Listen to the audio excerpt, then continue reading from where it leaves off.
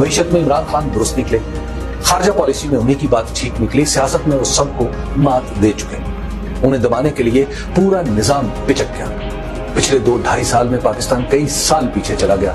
वो जेल में बैठकर सियासत का मरकज है और उनके मुखालिफ हुकूमत में बैठकर गैर मुतल्लिक। हिसाब किताब ये बताता है कि इमरान खान के बगैर सारे ही घाटे में रहे। अदालत की तौकीर, इदारों का तहक्कुम, इंतखाबात की तकदीस, हम सभी कुछ खो बैठे। इमरान खान का नुकसान करते करते लोग अपना ही खसारा कर चुके। बात है कि फिर इमरान खान पर ही आकर रुकती है।